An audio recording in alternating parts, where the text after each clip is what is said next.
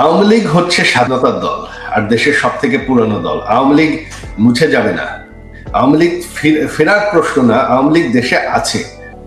আওয়ামী লীগের তো শত শত কর্মী হত্যা হয়েছে।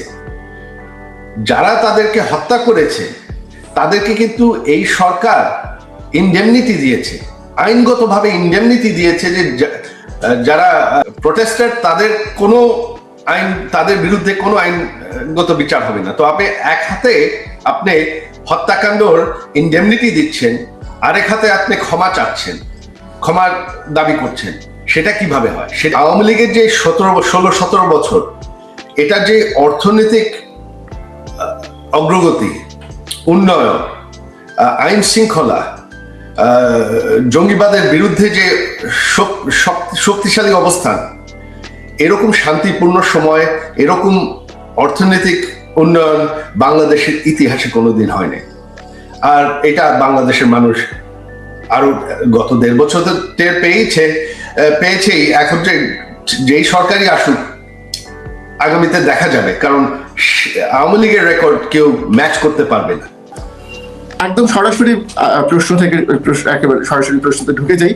আমার যেটা প্রথম প্রশ্ন সেটা হচ্ছে যে নির্বাচন শেষ হয়ে গেছে এবং নির্বাচন কমিশন বলেছে যে বাংলাদেশ গণতন্ত্রের ট্রেনে উঠে পড়েছে এবং অত্যন্ত সুষ্ঠুভাবে নির্বাচন হয়েছে, উৎসবের মেজাজে নির্বাচন হয়েছে।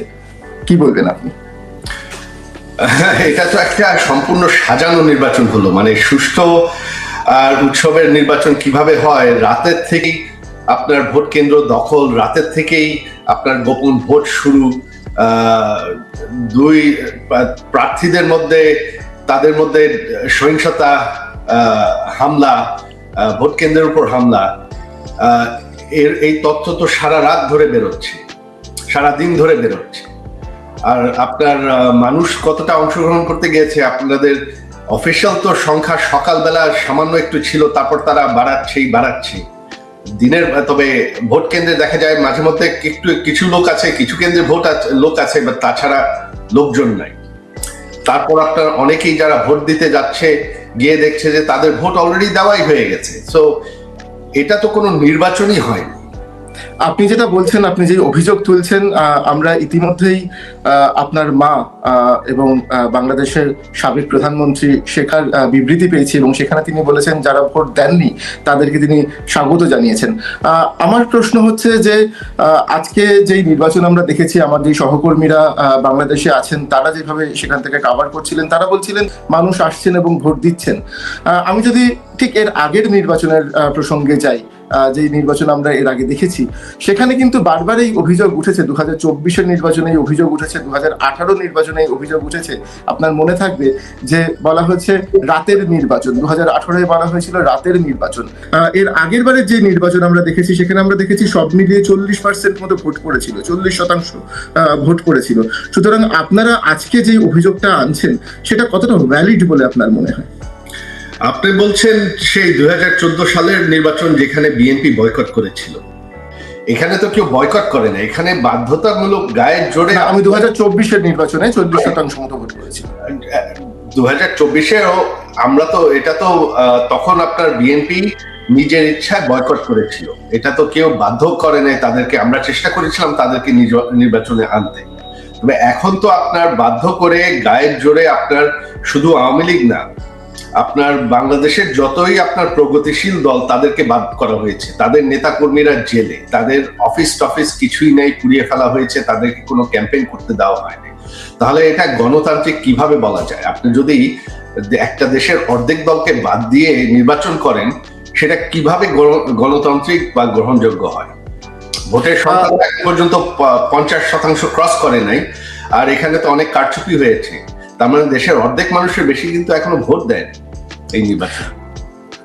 আমি সেই প্রশ্নই আসলে আপনাকে করছিলাম যে এর আগেও আমরা বাংলাদেশের এরকম নির্বাচন দেখেছি যেখানে 40%, 50% ভোট পড়েছে এবং তারপরে গণতান্ত্রিক সরকার তৈরি হয়েছে। সুতরাং যেই অভিযোগটা আপনাদের তরফ থেকে করা হচ্ছে যে গণতান্ত্রিকভাবে ভোট হয়নি কিংবা যথেষ্ট পরিমাণ ভোট পড়েনি, সুতরাং এই ভোটকে আপনারা মানছেন না, যদি আপনারা না মানেন তাহলে আপনাদের এর পরবর্তী পদক্ষেপ কি হবে? আবারও বলছি, গত নির্বাচনগুলোয় তো কেউ বিএনপিকে জোর করে বাদ দেয় নাই, তারা নিজের ইচ্ছায় বয়কট করেছে, তাদের ভোটাররা ভোট দেয় নাই কারণ বিএনপি বয়কট করেছে। এখানে তো কেউ বয়কট করেনি, এটা তো সাজানো একটা নির্বাচন, এটা তো শুরু থেকেই সাজানো, কারণ গায়ের জোরে বাধা দেওয়া হয়েছে, বন্ধ করা হয়েছে অন্যগুলো দলকে। আপনারা কি তাহলে এই নির্বাচন মানছেন না? না, অবশ্যই মানছি না। কিভাবে মানবো একটা নির্বাচন যেখানে অর্ধেক দল বাদ দেওয়া হয় গায়ের জোরে? সেটা কিভাবে নির্বাচন হয়? তাহলে কি যে নতুন সরকার গঠন হবে সেই সরকারকেও আপনারা মানবেন না? না, সেটা তো কোনো বৈধ সরকার হবে না। যদি তাই হয় তাহলে আপনাদের পদক্ষেপ কি হবে, পরবর্তী পদক্ষেপ কি?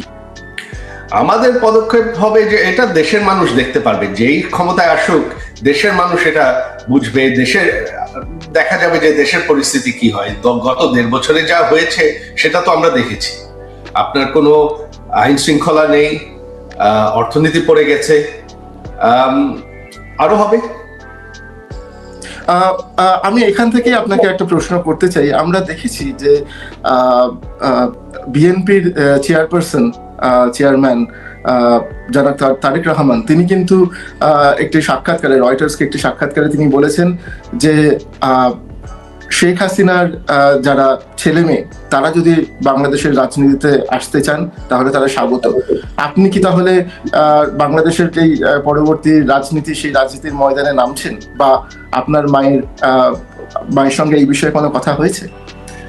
না, আমার এখানে এই বিষয়ে কোনো সিদ্ধান্ত নাই। আমি কোনোদিন সরাসরি রাজনীতি করতে চাইনি। ভবিষ্যতে কি হবে আমি তো বলতে পারবো না।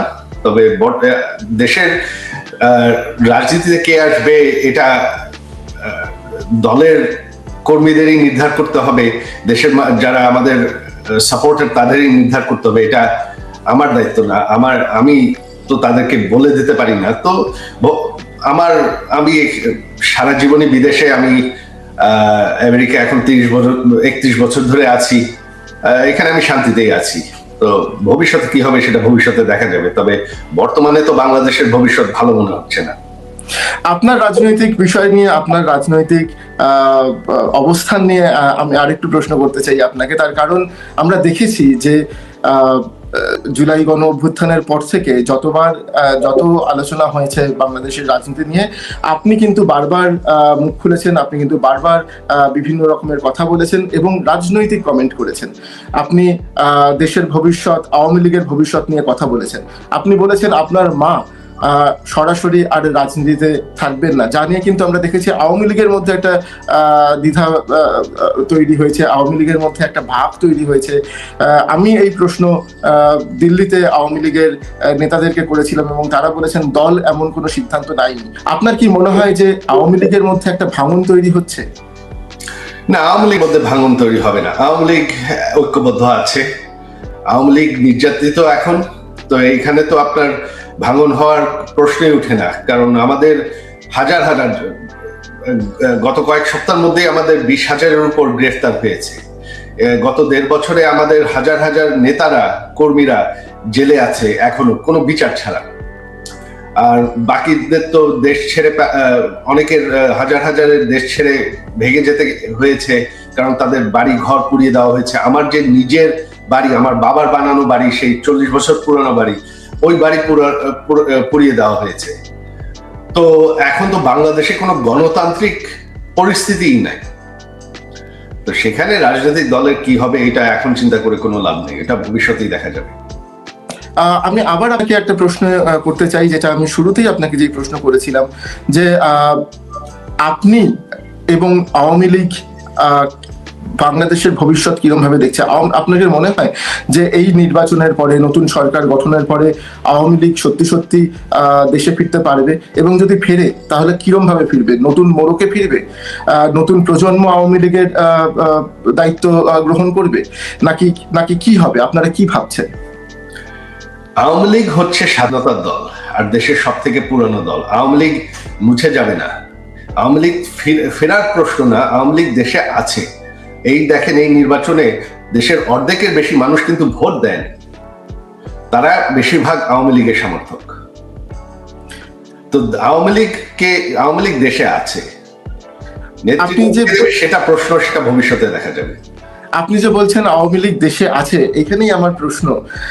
আওয়ামী লীগের যারা তৃণমূল স্তরের একেবারে গ্রাসরুট লেভেলের যে কর্মীরা, তারা আমরা দেখি তারা দেশে আছেন। তাদের অনেকের উপরে আক্রমণ হয়েছে, সেও আমরা দেখেছি এই গত 1.5 বছরে। কিন্তু তারপরেও তারা মাটি কামড়ে পড়ে আছেন। এই যে গোটা নির্বাচনের প্রক্রিয়া, আমরা আওয়ামী লীগের যে শক্ত ঘাঁটি, সেই সমস্ত জায়গা থেকে আমরা রিপোর্ট করেছি এবং আমরা সেখানে দেখিয়েছি যে সেখানে এখনো আওয়ামী লীগের কর্মীরা তারা কিন্তু বলছেন যে তারা তাদের দলের কথা ভাবছেন, তারা তাদের দলের পাশে আছেন। অথচ আওয়ামী লীগের যারা একেবারে প্রথম সারির নেতৃত্ব, তারা কিন্তু সবাই দেশ থেকে পালিয়েছেন, অধিকাংশ তাদের দেশ থেকে পালিয়েছেন, তারা অন্য দেশে গিয়ে আশ্রয় নিয়েছেন। আওয়ামী লীগ চলছে কি করে? আপনার কি মনে হয় না যে আওয়ামী লীগকে যদি, যেটা আপনি বলছেন, রাজনৈতিক প্রক্রিয়ায় ফেরাতে হয়, তাহলে এই যেই আপনাদের যে ভোটার রয়েছে কিংবা আপনাদের যে কর্মীরা রয়েছেন, তাদের পাশে গিয়ে দাঁড়ানোর প্রয়োজন, আপনাদের নেতা কর্মীদের পাশে? এখন আমাদের নেতাদের উপর যে নির্যাতন হচ্ছে, যেটা আপনি বললেন, তাদেরকে তো দেশে ফেলে গ্রেফতার করা হবে, জেলে নেওয়া হবে, হত্যা করা হবে। গত 1.5 বছরে 500-র উপর আমাদের নেতা কর্মী হত্যা করা হয়েছে। তাদের মধ্যে প্রায় 35 জনের মতন পুলিশের কারাগারেই হত্যা করা হয়েছে। তো এখন তো সেই পরিস্থিতিই নাই। আপনি যদি একটা গণতন্ত্রের কথা বলেন, সব থেকে বড় দল, যেটা সব থেকে পুরানো দল, তাদেরকে যদি আপনি গায়ের জোরে এভাবে নির্যাতন করে ব্যান করে রাখেন, তো তারা ফিরবে কিভাবে? বাংলাদেশে এখন যারা রাজনীতির ময়দানের আছেন, বিএনপি কিংবা জামাত শিবির, তাদের প্রত্যেকেই কিন্তু, আমরা তাদের যখনই যা ইন্টারভিউ আমরা দেখেছি, আমাদের সহকর্মীরা যে ইন্টারভিউ তাদের করেছেন, তারা প্রত্যেকেই বলেছেন তারা একটা গণতান্ত্রিক বাংলাদেশ দেখতে চাইছেন, তারা একটা অল ইনক্লুসিভ বাংলাদেশ দেখতে চাইছেন। এবং তারা বলছেন, এবং এই কথাটা আমরা এর আগেও, জুলাই অভ্যুত্থানের পরেও কিন্তু আমরা বহু মানুষের কাছে শুনেছিলাম যে আওয়ামী লীগের নেতারা, তারা যদি ক্ষমা চেয়ে নেন, যা ঘটেছে তার জন্য যদি তারা ক্ষমা চেয়ে নেন, তাহলে তারা আবার রাজনীতিতে ফেরার একটা জায়গায় পৌঁছতে পারবেন। আপনারা কি ক্ষমা চাওয়ার জায়গায় আছেন? আপনি বলেন, আওয়ামী লীগ যদি ক্ষমা চায় তাহলে তারা ছাড় দিয়ে দেবে? নির্বাচন তো করে ফেলেছে। আমরা বারবার বলেছি, এখানে আমার মা নিজে ব্যক্তিগতভাবে জুলাই 24 সালেই যারা নিহত হয়েছে তাদের পরিবারদের সাথে দেখা করেছেন, তাদেরকে ওয়াদা করেছেন বিচার হবে। তবে আমরা একটা জুডিশিয়াল কমিটিও গঠন করেছিলাম, সেই কমিটিকে তো এই সরকার এসে বাতিল করে দিয়েছে। শুধু সেটা না, আওয়ামী লীগের তো শত শত কর্মী হত্যা হয়েছে। যারা তাদেরকে হত্যা করেছে তাদেরকে কিন্তু এই সরকার ইনডেমনিটি দিয়েছে, আইনগতভাবে ইনডেমনিটি দিয়েছে, যে যারা প্রোটেস্টার, তাদের বিরুদ্ধে কোনো আইনগত বিচার হবে না। তো আপনি এক হাতে আপনি হত্যাকাণ্ডর ইনডেমনিটি দিচ্ছেন, আরেক হাতে আপনি ক্ষমা চাচ্ছেন, ক্ষমার দাবি করছেন। সেটা কিভাবে হয় সেটা আমাকে বোঝান। যে এক সেট হত্যাকাণ্ড, সেটা একদম জায়েজ, সেটা আইনগতভাবেই জায়েজ, অথচ আপনি ক্ষমার কথা বলছেন। সেটা কিভাবে হয়? বিচার হতে হলে তো সমান বিচার হতে হবে।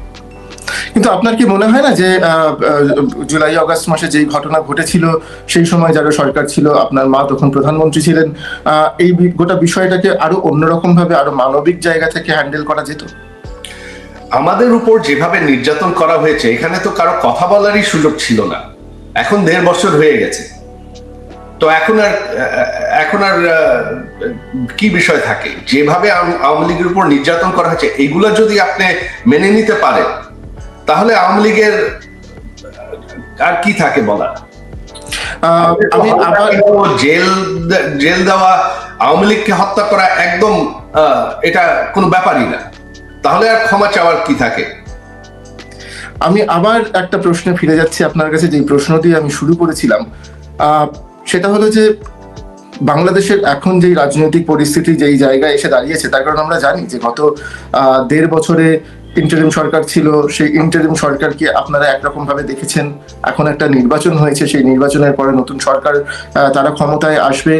এই গোটা পরিস্থিতির মধ্যে যেটা আপনি আল জাজিরাকে সম্প্রতি বলেছেন, আমাদেরকে বলেছেন বিভিন্ন সাক্ষাৎকারে, যে আপনার মনে হয় না যে আপনার মা শেখ হাসিনা তিনি আর রাজনৈতিকভাবে বাংলাদেশের রাজনীতিতে প্রবেশ করবেন, তিনি আর বাংলাদেশের রাজনীতিতে অংশগ্রহণ করবেন।